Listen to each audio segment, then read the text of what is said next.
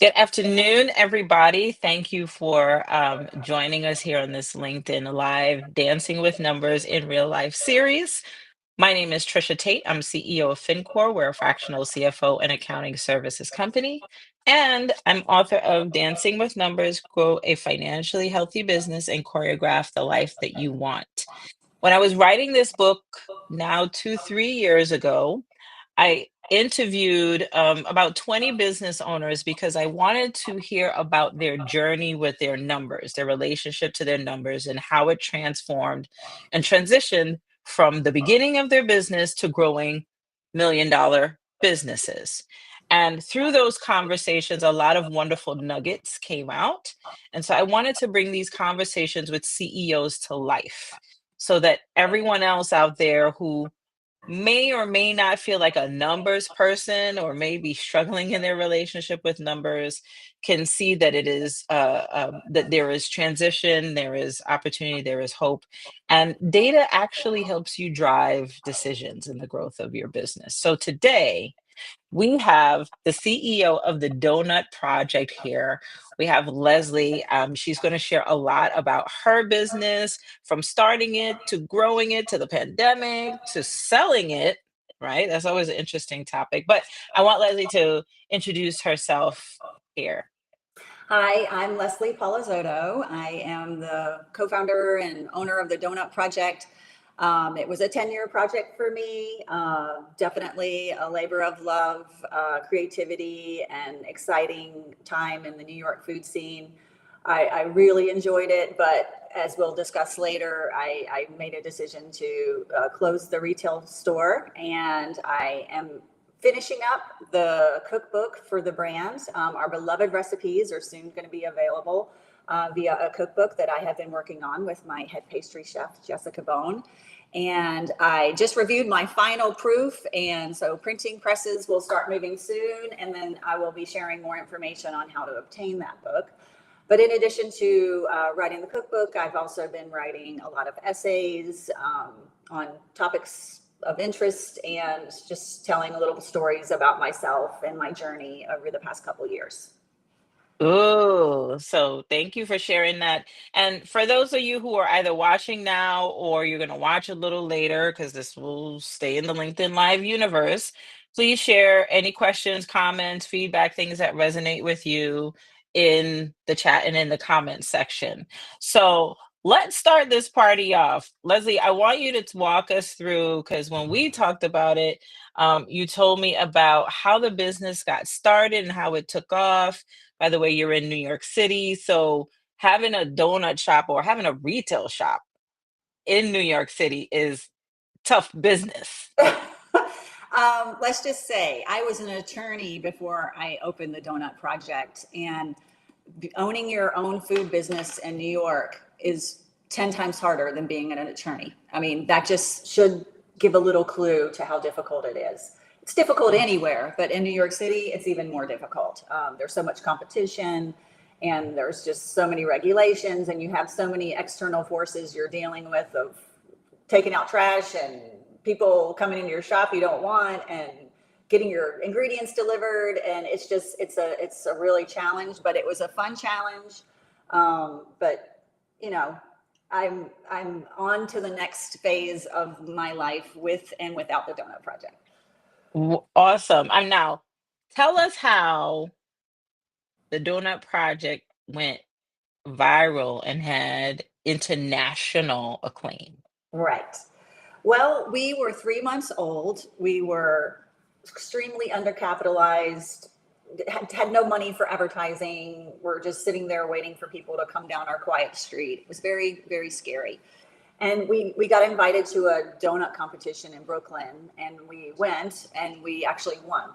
And that was amazing. And we got, gained a lot more notoriety in the boroughs with that contest. And then a month later, we introduced a donut called the Everything Donut. Our whole Ooh. our whole concept was based on food and cocktail flavors. So we didn't have, sprinkles and, just your regular chocolate glaze. We had ingredients and donut flavors like olive oil, black pepper, and beet and ricotta and bacon maple. And so we had much more unique flavor profiles.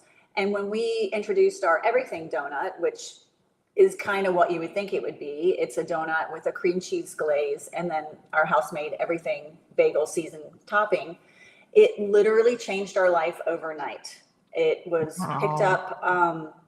up. Someone posted about it on Instagram, and Gothamist, which is a prominent um, food lifestyle blog here in the In New United States, York. New York City, uh, Hmm. called us after seeing that post on Instagram at the shop, and we did a short little interview explaining what the donut was and why we did it.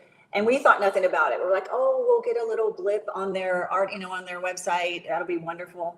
And the next day, we were sitting there wondering, is this too crazy? Is this donut too weird? Will people even want to eat it? And Right. the phones started ringing off the hook. It was NBC News, ABC News. It was the Wall Street Journal. It was London. It was everybody wanted to know about this donut. It had literally blown up overnight, just Wow. based off of an Instagram post. Now, nowadays that could never happen. This was at a time when food and Instagram was just becoming a thing. This is Mm. 2015. And we benefited greatly from tremendous amounts of free publicity because we were in New York City. If we had done this in Ohio or Iowa, no one would have ever known. But because we were in New York, we were so close to all of the daytime talk shows and all of that, that our donut appeared on every show and just literally changed our life overnight. Wow. And so now at the time, before all of this happened, why did you start the shop in the first place? Was it passion? Did you see was there wasn't a shortage of donuts in New I York know, I City? know. Well, I was moving to New York and I was a foodie. I was obsessed with food and fine dining. I loved, food competitions. For some reason, I guess it was my creative outlet outside of law. And Mhm. I knew I wanted to, when I was moving to New York, I wanted to somehow get into the business somehow. I didn't, I wasn't going to open a restaurant. I had no experience. So I had befriended a bartender that I would frequent the bar, and we became great friends. And he told me he wanted to open a donut shop. And I was like, oh my God, I love donuts. And pulled up my phone and showed him pictures. And I was like, hey, I'll help you write a business plan and help you raise some capital. And I'll help you out with that. And I thought that would be my little thing into the food business. Well, lo and behold, the more I got involved, the more I wanted to be involved. And I ended up leaving my law career and jumping in full time to opening this donut brand concept. Totally naive, had never owned my own business, was not a number person like you. Mhm. So definitely made a lot of mistakes and learned from those mistakes. But yeah, I just kind of took a leap of faith just because I had an interest. And I had a supportive spouse who was like encouraging me to own my own business because he owned his own business. And he's like, you'll be great at it. You're so, on top of everything. So it was a leap of faith, and I'm glad I did it. Yeah, so a leap of faith. And how did you get your first access to capital? What was the first funding Well, sources? I put in money, my business partner put in some money, and it was friends and family capital raise. We basically went Okay. to everyone we knew. We started out with $300,000 total, and it was probably $200,000 too little. And Mm, so that's one lesson: is it always takes more than what you think, especially with a retail storefront and you're launching a brand. This isn't me sitting at my computer offering accounting services. That's a totally different right. can of worms. This is a actual store in a city where you're paying rent and you have employees and all of that. It was a really big project, and it was a life-changing experience from all the lessons I learned. To dig just a little deeper, when you say you were short probably about 200,000, what was the thing that cost the most that you did not expect? Well, when you sign a lease in New York and you've never had that reputation, you have to put up a lot of security deposit. So we had to put up, like, I think it was 4 months security deposit. Wow. And Mhm. when the rent's, $8,000 a month, you're talking big numbers. So that was a Right. huge chunk of that money gone, 50 grand automatically off. And then the construction, you always, Mhm. it always costs way more than you think. That was another, 200 to renovate our space because it was a doctor's office and we had to convert it into a kitchen. And, Kitchen, yeah. and so that was a challenge too. So just those initial, things to get And off the ground. equipment and Equipment, we bought used equipment. We were really trying to be frugal because most of our money went to those big, huge ticket things that you kind of don't think about when you're writing your little business plan right, for the first right, time. Next right. time, So yeah, next time you know. But I mean, there's something to be said about jumping in and not having all the details, because then you probably, if you knew all of that, you probably wouldn't have I done would it. have never done it. Never. Because I'm Exactly. not a risk taker. I'm a person that worked in the corporate world and then was an attorney and went into an office and I knew what I was doing every day and I checked the box and I'm type A and that's me. And when you own your own business, especially something where you have employees and all of that, every day is different. You're putting out fires nonstop, and you have to wear every single hat ever imagined. I mean, I was a fancy lawyer driving a BMW and carrying a briefcase, and I went to like washing dishes and carrying out trash. It was just like a flip, a whole flip. But it was fun, and I actually loved it. I totally connect with that because coming from Wall Street and coming from corporate finance, where everyone that people basically do things for you and you're working at a higher level. Mm-hmm. When you start, when I started just sort of freelance consulting with different business owners, to your point, like throwing out the trash and from a financial standpoint, like we're doing the accounting. There's no accounting Well, department that exactly. does the thing and then checks the thing. Usually there's like one or two people that are Mm-hmm. available to do everything in the accounting and financial department. So it's a Mm-hmm. very humbling experience to transition from that to Yeah. this. And I like to say I've heard this said before that entrepreneurship and parenting are the two greatest personal development lessons in life. It is because it becomes all about not you. It becomes about keeping something else alive, whether it's a Yes. child or a business. And you have to have the temperament and the motivation and the type of person that never quits and doesn't give up and will do whatever it takes because a lot of times that's what you have to do. You have to Right. do things that you never would have expected, but you do it because you got to keep it alive. Exactly. So in the beginning of your business, you do what many business owners do. You went off of passion. You started a business because you were passionate about this thing. But what I've come to learn about businesses is if you aren't solving a problem or alleviating a pain point, then it's hard for you to stay in business. Now, you wonderfully got a moment where you went viral. But as you think back to the beginnings of business, of your business, what problem did you solve, or what solution or what opportunity did you find in the donut or food market that you felt like helped you really grow your business, or why customers were really attracted to you all? Because we were unique. We were offering something that no one else was. And I mean, you can get a donut on a cart on every corner of Manhattan for Right, $2. And we were charging $4 and $5 for one single donut. So we had to be good. So you can right.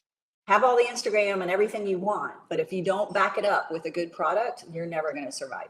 So we survived because our donuts were really, really good and they were unique and they had different flavor profiles. And so it attracted people who normally wouldn't even think about donuts because a lot of them had savory components to it. So it was just a unique concept. And like I mentioned Mhm. in New York, it was a time when there was a lot of food creativity and things kind of went viral and everybody wanted to come to New York and try these products. And so I, our product spoke for itself and that's how we survived. So let's dive into numbers a little bit, right? So I've had a lot of different kind of industry CEOs here representing different industries. You represent donuts, food, and a retail shop. Mhm. What were some of the numbers that were important for you to look at on a regular basis to give you a sense of how you were performing? Well, obviously, daily revenues and weekly revenues, because I knew what my expenses were. Every month, I knew what I had to make just to break even. So I Okay. would take that concept and say, okay, if I need this amount of money for the month, let's just break that down by day and say every day we at least need to make this amount of money or we're going to fall behind. Some Mhm. days you made double what you needed, some days you didn't make what you needed. So in the end, you wanted the month to come out so that you could at least cover your expenses. And in the beginning, when we were learning and had employees and just we were trying to grow because we all of a sudden went viral, your expenses become way out of proportion and you have to, you end up in the hole every Right. month. I Right. mean, it's normal for businesses to not make money, Mhm. but it you get really scared when you aren't making enough money and Uh-huh. you have that rent check due every month Yep. and employees and I mean labor and rent and ingredients. Those were the three big checks that I had to write every month. And That's what I was so, gonna ask you. How did you get a sense of or know what your monthly, what that monthly spend was? well, I had, once you get a couple months in, you know what your power bill is going to be, you know what your rent is, that's fixed. Your labor, you can kind of get a handle on what that is. And your ingredients, you're buying ingredients, you know how much you're spending every week. So you kind of can estimate what you need Mhm. every month. And you just, like I said, I kind of broke it down by day. Each day we hope to make this much, Mhm. and if we don't, we're going to fall behind and we need to make more. I mean, the business was cyclical. Weekends were more, busy than weekdays. So you plan for that, but weekly, you kind of need to make sure your revenue is a certain amount to break even, you know? Gotcha. So was there a moment in time where, like, knowing your numbers was critical in a decision you had to make in the business? Well, I mean, when you're underwater, you're just trying to stay alive. It was when I kind of somehow miraculously, pivoted during the pandemic, and the numbers I managed them a lot. It was easier to manage them because I shrunk my business. I made it actually smaller, and Oh, how so? Did you have 2 places and then yeah, 1 or before the pandemic, I had two locations. I had the original in the West Village, and then we had opened a second one up near Central Park. I had 25 employees. I was open every day, 10 hours a day, made wow. absolutely no money, and was hundreds of thousands of dollars in debt. I was How like, did that happen? Let's just back up a little bit. How did it happen that you were hundred thousands of dollars in debt and you weren't making money? You would think that if you have a second space that there's an right. opportunity for greater profit. Like what did you miss? Or what happened there? I think the labor part of it and the operational inefficiencies really cost us a lot of money. We made Mhm. everything in the original location and drove the donuts in a van up to the other location because the other location was just a small footprint, which cost Mhm. $10,000. It was 240 square feet and it was $10,000 a month. So Wow. at that time, every month I woke up the first of the month, I had $100,000 in expenses. 100,000. I'm not And kidding. that was rent and Rent, labor, ingredients, van rental. It was that much money. I am not kidding. And wow. it was so stressful. And I was barely like, I had my head up. I mean, my lips were the only thing left above the water. And then the pandemic happened and it saved me. It saved me. It allowed me to reset, Oh, wow. shut the second location down, laid off all the employees except for one, and me and an employee, my ex-business partner, we stayed in the original location. We were open 5 days a week, 5 hours a day, so 25 hours a week. And we started making money, started being profitable because our Oh, expenses were so much less, and the demand for our product was still high, actually increased because of the pandemic, how because, so? well, nobody was open and we were. And we had people Ah, drive from Vermont to come get our donuts during the pandemic. really? Yes, Boston, Long Island, Connecticut, people came from everywhere to get our donuts. So the viral thing from the year one or year two Yeah, continued. yes. And we were open and people were desperate for normalcy, and they were so excited about our new treats that we had coming out every week, because another thing I implemented was weekend specials, where every weekend we would do a new donut flavor just for the weekend, and then it would go away. So people would come to get that donut flavor because it was the only, it was like a sneaker line. We would have a line of people waiting to get donuts to get that particular flavor. So it was creative Really? marketing concepts, and it was shrinking, less is more. And it was And scarcity too. yeah, scarcity, and it totally flipped my numbers. It made more money being brought in and less expenses. And I started to dig myself out of a hole. And I'm forever eternally grateful for the pandemic. I know it was a horrible Y- thing, but You are one of the few people that has I ever said know that. it gave me the opportunity to reset and implement lessons that I knew we were doing wrong, like fix the problems. And that's what I did. And I turned it around.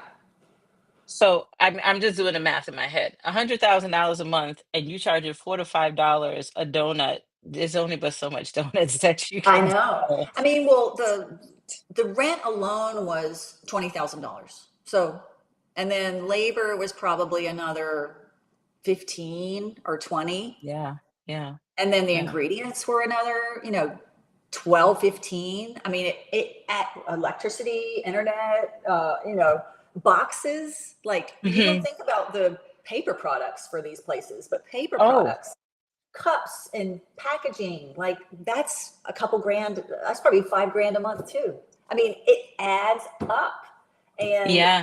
it's scary when when the expense part of it just totally gets out of whack, and you have to sit back and say, I need to modify this business model. It's not working. And for me, that was shrinking it down and making it more boutique. Now, did you have any sort of financial person, accounting person sort of reviewing your numbers with you to help you see these things? No, no, it was me. You I doing it on I your own? learned on the job. I mean, I was not a numbers person. I went to law school. They were famous for not being math Right, people, so right.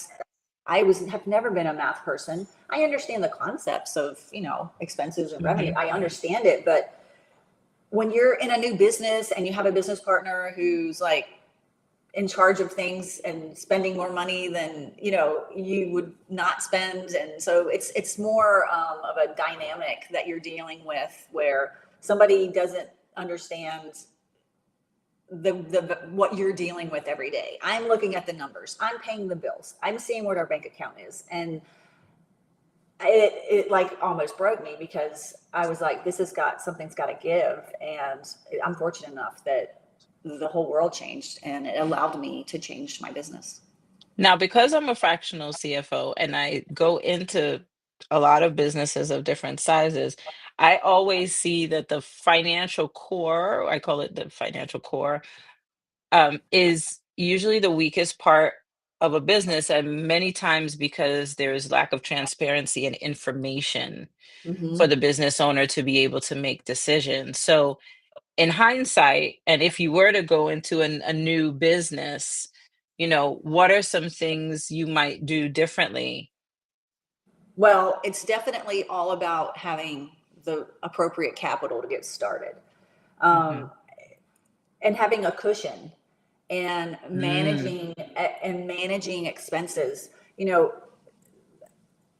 Early on, my business partner thought, we shouldn't be doing all this. We need to hire people to do all this stuff. And I was like, okay. And then next thing you know, you're paying, $10,000 a week in payroll. So the lesson I would learn is you need to keep it tight and do things yourself until you have built enough revenue and cushion that you can start bringing on more people. You Okay. can't just farm it all out right away. And that's one thing I quickly learned. And, that's how I turned my business around. I still did all the back of the house stuff. I did the payroll, I paid the bills. I did all the social media. I could have easily paid people to do all that stuff, but I wanted to dig myself out of a hole. So I retreated and took a lot on myself to clean it up. And once it was all clean, I was like, okay, this is done. And now I can move on and do something else, because it was a real challenge. It was a real challenge. Yeah. So I'm gonna add to that, right? So I do meet a lot of business owners who um have taken it on all themselves, and it becomes overwhelming at a certain Mhm. point. And to your point, once you've built that cushion, it does help to have some sort of consultants or advisors to give you Mhm. more clarity into what you might not have known. Because when you were operating the two spaces, somebody could have shown you how it's being Of inefficient course. before the Yeah. pandemic forced you to make that decision. Right. um, but it's also about finding the right person, and this is what I'm realizing. So many business owners hire like accounting and financial people that don't have the background and experience, and they're Mhm. not guiding them in the right way. So um, so make sure, my message to everyone out there is just make sure when you're looking for, or when you're going for a sort of financial support, or an accountant, or anyone money wise, anyone on your money team, interview them, get referrals, and understand what their experience and background is in this space of, right, financial management. So it sounds like you bravely took on the numbers part, but for some people they're like at arm's length. And so I'm curious, what were some early childhood lessons around money? What were the lessons, and who taught it to you? Well, I mean, I grew up a really, wonderful childhood. I never thought about money. We had a beautiful house out, and I got big, at Christmas, we all got big presents and everything. So you don't really know the value of money when you're a child until you get, you have to get taught a lesson with it. And I had an experience where my great grandfather gave me and my siblings, like, I don't even know how much it was. It was probably like $500 or $1,000. I don't even know. But anyways, my mother opened up bank accounts for us. So it was like my money. I had this money. So I then didn't want to spend it because it's like, when it's someone else's money, the sky's the limit. But when it's your money and you see it shrinking, you have a different, opinion about it. And I think that's a great lesson for children. I think every child should have to manage, a bank account or something so that they understand that, you have to, you can't spend beyond your means. And that's what we did in Mhm, my business, and when we opened, we spent beyond our means. And so, mhm, you know, that was a lesson that I guess didn't stick with me, because when it came to business, I fell into the same trap. But mm, I've learned now, that I mean, of course I had accountants, bookkeepers do my taxes and stuff like that. But somebody, advisors and stuff to say, oh, you need to do this better with the business. I simply didn't have the money to pay people to do that. So I mhm, had to just figure it out myself. And I was just focused on, what do I have to pay out and what's coming in? If I'm not making enough to pay that out, then something's got to get cut. And a lot of times when you're starting out, especially a food business, you hire all of these employees, and then next thing you know, you're like, you don't really need all these people.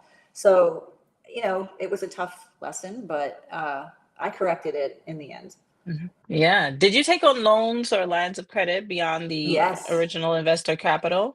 Yes, I had I had a line of credit and like an Amex business merchant loan. Mhm.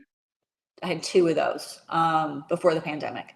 And when the pandemic happened, I mean, I'll be honest, I applied for PPP loans and was awarded them. and Yeah. used them to Yeah. pay my bills because Yeah. that's what they were for. But I wasn't like a lot of businesses that were using that to pay their bills but weren't open. We were open. So we Right. kept making revenue. So I was paying my bills with the PPP, and then all the revenues I was making, I was paying off my debt and, just trying to, keep some money in the bank in case, I don't know, I didn't want to ever be in the position again where the bank account didn't have enough money to pay the bills. Mm, yeah. Yeah. So now, you spoke about the fact that you went viral in the very Yeah. beginning, and you told me that you had a lot of people international, other states and stuff coming to see you, Yes. and the business was doing well. I know the pandemic came, but you still got people. Why you close? Well, I mean, honestly, the lease was gonna come, it was coming up again. And if anybody knows New York real estate, and like I've mentioned, the rent was, at the end, my rent was almost $12,000. Hmm. And I didn't have it in me to do another 5 or 10 years. I just didn't. So I, made the decision, I'm going to close. And the only reason I can make that decision was because of the numbers. I was in a better place. I had paid off my Mm. debt. I had paid off all the friends and family, plus they had gotten even more money than what they put in. And I was like, you know what? I'm going to stop while I'm ahead instead of continuing this journey. My interests also changed. I started to be more interested in, health and, you know, running a donut shop is not the healthiest thing in the world. So, my interest changed. I had good numbers. I had fixed the business. And so I decided to close it. I was going to sell it, and I met with very prominent restaurateurs in New York City, and they all told me, you have to prove that it can be successful without you. And I said, well, I don't know how I can do that because I'm there every day. I handle everything. It's just, I don't know how that's going to happen. So I just said, you know what? I'm going to close it anyways. And when I announced that I was closing, people were very upset, but I did have a couple people come out of the woodworks that were interested in buying it. And they didn't want to offer me much money, and they wanted me to stay on as a consultant for like a year to help them. And I just was like, no, I don't want to do that. I'm ready to move on. And so I chose to keep my business, and I still have the intellectual property. I'm publishing a cookbook for the brand. We still sell merchandise on our website. It's the brand is still alive. It just isn't it's in more of a cult following era now. But if anybody wants to buy a very prominent donut brand, please call me because I have the IP. So I'm gonna get to that in a quick second, but this this whole process you went through is like succession planning, right? And a lot Right. of business owners have been going through that mentally and exercise post pandemic. Yeah. Was that part of your business plan? Um, did you have any advisors during during essentially this exit and planning? And in hindsight, what might you have done differently as you were going through this process?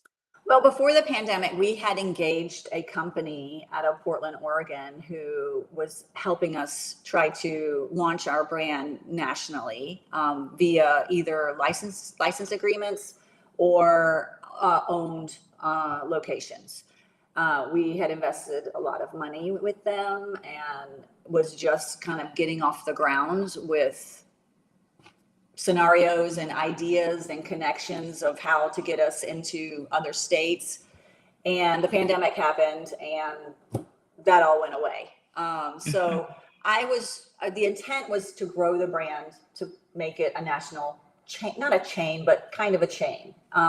Not on every store, every corner of every town. It had to be, I had dived really into researching locations where this might work. And it had to be, somewhere where there was tourism, where there was a lot of, disposable income and a food culture, and maybe, had a sports team, or, there had to be viable cities that could sustain this concept. Because like I said, it's not the $2 donut. It's very high end, Right. sophisticated, product.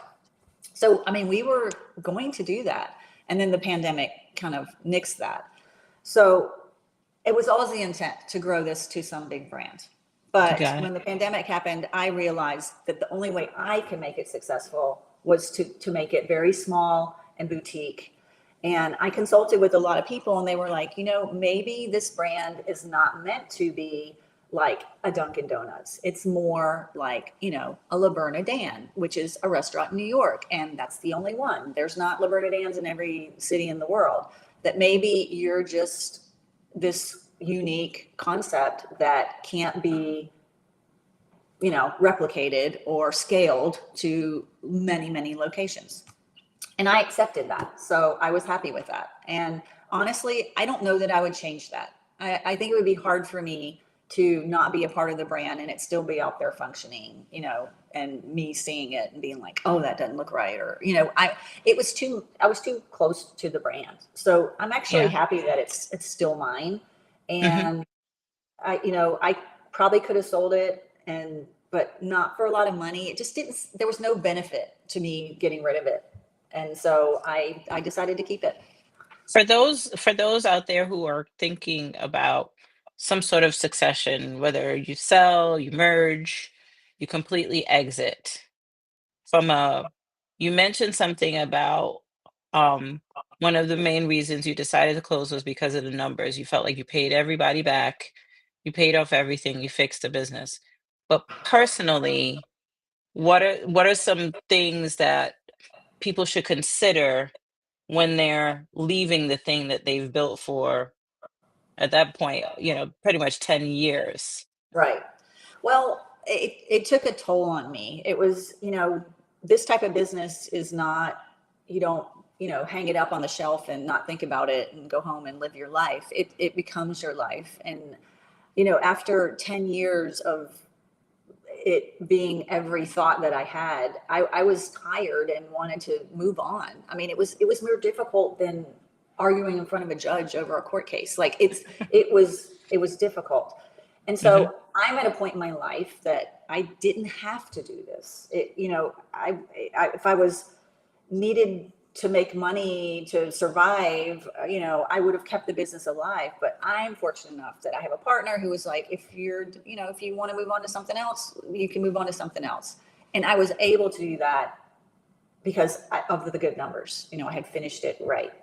But it was, mentally, mental health wise, it was time for me to leave. I was nothing that creative can Hmm. continue forever. That's why TV Yeah. shows don't last forever. You can't work at that level of creativity for, I mean, 10 years is max for me. I was done. Yeah. Gotcha. And I put What? myself first. I said, you know Yes. what? I know everybody's not going to be happy about this, but I'm the one that's killing myself to make it happen, and I choose me. So that's why, the main reason I stopped. I love that. I chose me. Um, so what is the difference between building a business and building a brand? Well, I mean, a business can be, we weren't just like a bodega in the West Village. We were a brand. My name, logo were trademarked. I have intellectual property. It was a brand. In fact, I even licensed the brand, and we have a licensee location, which still is operating and very successful in Saudi Arabia. They have 3 locations. Wow. Yes. So the brand, that's a brand. When you can license what you're doing to other people, then that's a brand. It's a recognizable brand. People from all over the world knew about it, and because they would come into our shop, and say, "Yeah, we've been following your brand for years, and we're finally here." So a business is, can be expenses and revenues and making sure that the revenues are higher, but a brand is more about a public, people knowing the brand and you being able to license that brand because of your goodwill and success in the eyes of other I people. And how would you say that you build a brand?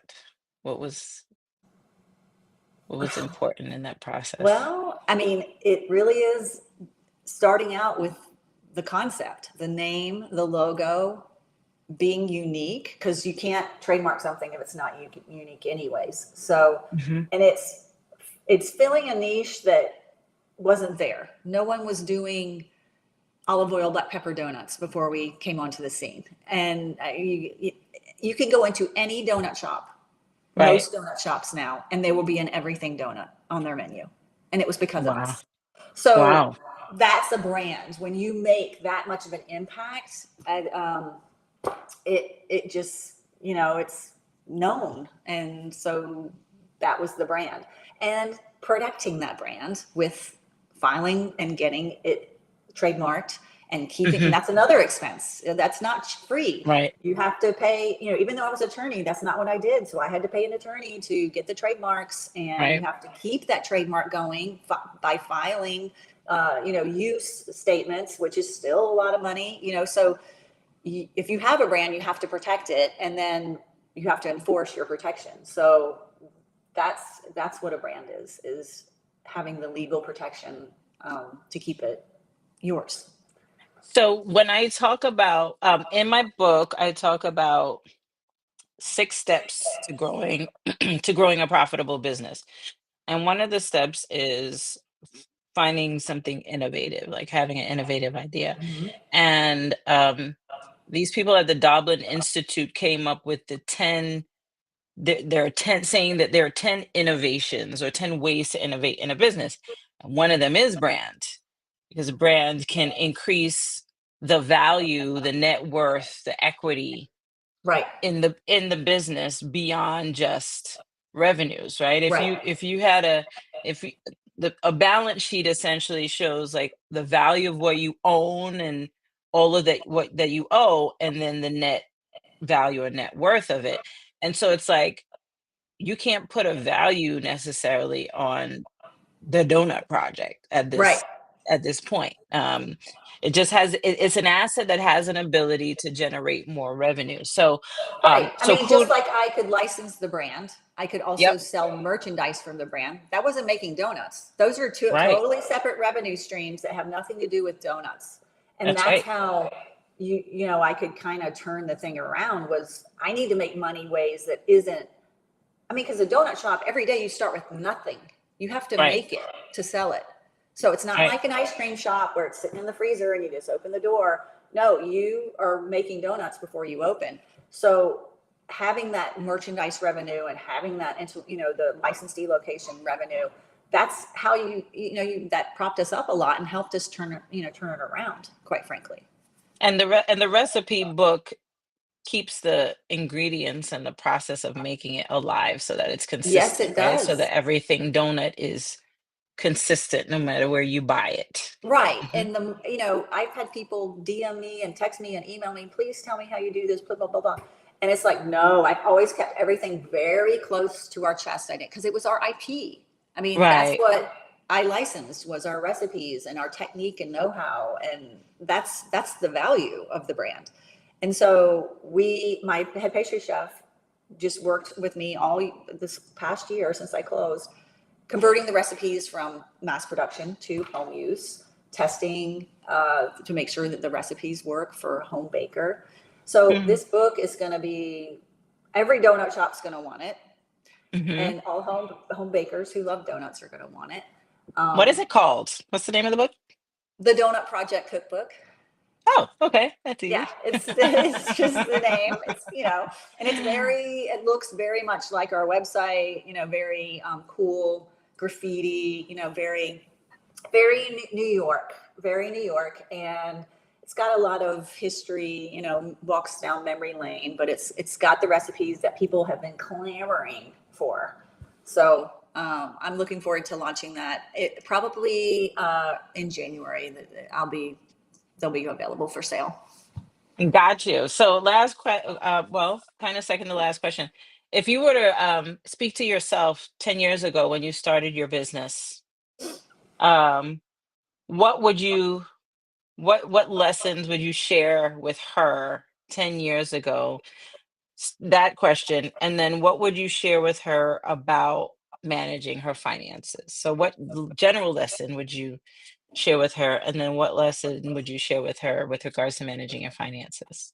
Well, the lesson, I mean, the general lesson would be you can do whatever you put your mind to.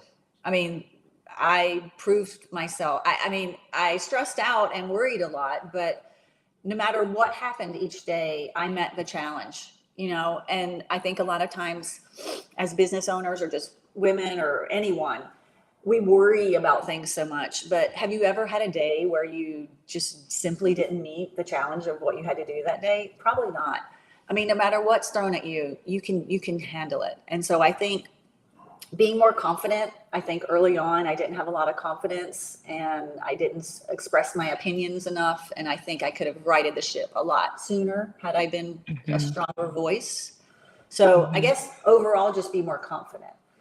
And then Hmm. in regards to numbers, if it's not working, you have to make a change. Like month after month, where the expenses were out, higher than the revenues, it can't go on. You know, you have to modify your business model if it's not working.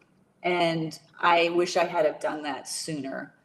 Hmm. And not, I mean, I don't even know if I would have done it if it had not been for the pandemic. You know, it's like it took It some took a crazy, crisis. it took a crisis And I've to make noticed that me with a lot change. of business owners that it takes a crisis before they come meet us. Like Yes. something is shifting. They're like, Yes. I literally spoke to a prospective client yesterday, and they said, I know how to print money, I know how to make money, but they're like, now I don't know if I should. I need to invest in growing the business, and I don't know if I have enough money. How should I spend it? I need people. I need more people. Like, she's kind of busting at the seams and she's not sure like how she Yes. should invest this money. So to your point, it has to be like a pain point, it seems, Right. for people to really Exactly. dig into their numbers. So my very last question, in alignment with the name of this series and my book, how would you describe the dance with your numbers? Well, I mean, I like to dance anyways, but with the Awesome. numbers, I think it's more you have to lead, you have to be the leader. The numbers can't lead you. You have to make sure that you know what's going in, what's coming into your bank account and what's going out of your bank account, and making sure that what's coming in is more than what's going out. And right now, when you close a retail storefront, you don't, and the brand's still alive, I still have a business. Like I still have to file a tax return. I still have to pay a tax accountant to do that. So I still have to monitor the numbers of my business. A t-shirt, somebody orders a t-shirt, the money comes out of our account to produce the t-shirt, then the money comes in from the sale of the t-shirt. So I still have to monitor the numbers. I'm self-publishing my cookbook, so I have to monitor how much I've paid for the cookbook. And so it's just, it needs to be your number one kind of priority, is knowing those numbers and feeling confident that you can forecast out ahead, and before you start spending anything, that you know that you have that cushion. And it's a dance, but if you know what you're doing, it's a nice dance. Yeah. Thank you for sharing that. One last question popped into my head. I know I said it was the final question. However, I meet a lot of product-based companies who are trying to figure out what are the right software to use, either to manage ingredients or, internally. Was there any particular software or resource or tool that you use that was really helpful in managing either the day-to-day or your understanding of your numbers and your costs and things like that? Well, I had three kind of, well, four really, areas of revenue. One would be from the POS, from the people walking into the storefront and buying products. And then there were the Mhm. third party delivery apps. That would be a source of revenue coming in. And then there would be the pre order, which was a separate system, where that would be coming in. And so I kind of had these different avenues of revenues coming in that I had to then, combine together. Obviously Mhm. use QuickBooks to, handle all of the money coming in and that kind Mhm. of thing. So definitely use QuickBooks. I used a service called Bottle for my pre-ordering system. It's a food service that for people that do a lot of food delivery and stuff. I used Square for my Mhm, POS system. Square, I used it from day one, never changed. mhm, It was always good. That would give me reports on what donuts were the highest sellers, how mm. much money we made every day, how much money we made every week. So all of these software systems that you use, you can run reports to give you all kinds of data. What's the top seller? What's not selling well? Okay, let's get rid of that. So you manage by reviewing the reports that Yeah. are built in to the systems. Anything for inventory management or No, ingredient that was management? Okay, all Excel spreadsheets. No, gotcha. high tech situation there. Got you. But at the end of the day, you figured it out. You had a I did. successful business. You have a successful brand, Yes. which continues to keep the value Yeah. alive, and so you can have different revenue streams from it. Yep. And you're at peace with what you've built in 10 Yes. years and what you continue Yes. to build. Very Um, happy. I did not meet you in the time that you had the donut shop, but I hope that I could find a specialty donut from the Donut Project. You can email me and let me know if there's a store in New York City where I could go find one. Um, but Or you could go Leslie, to Saudi Arabia. You could get the donuts there for well, sure. now, though I love taking the Emirates across the pond, Yes, I think yes. it would be harder to get there. Or you Um, can get the cookbook and make them yourself. That's exactly. one avenue. Yes. There's that part. And is it available on Amazon or where is it It will available? be available on Amazon. I'm gonna actually print a certain amount of copies that we're gonna sign and have a book launch party and sell them there. But after that book launch, they are gonna be available on Amazon. All right, awesome. So Leslie, thank you so much for this conversation. It was nice to meet you. I met you at Yeah. Luminary, which is a wonderful No. co-working Yes. space and community that we are part of women business owners and women Yes. leaders. Um, Maybe you might bring some of your cookbooks to Luminary. Oh, yeah. Uh, I'm honestly thinking about having my book launch party at the glass ceiling. yes, I had mine in the living room space, but Okay. she hosts a lot of that would be so good. Yes. I'm thinking, that's what I'm planning on. So we'll see. Stay tuned. I'm ex You're right. going to be Yes, there. I'm gonna be there, and if you have Sunny donuts, I'm gonna be there too. Thank you so much for this conversation, Thank you. dancing with numbers in real life. We're gonna continue to have one person a month, talking about the growth of their business and how numbers have helped them impact, make decisions, about shifting their business, growing their business. And ultimately, the goal, as I said before, is to just normalize conversations around numbers because I believe that numbers can be fun and exciting and approachable. I'm trying to pound that into people. No, I'm kidding. Um,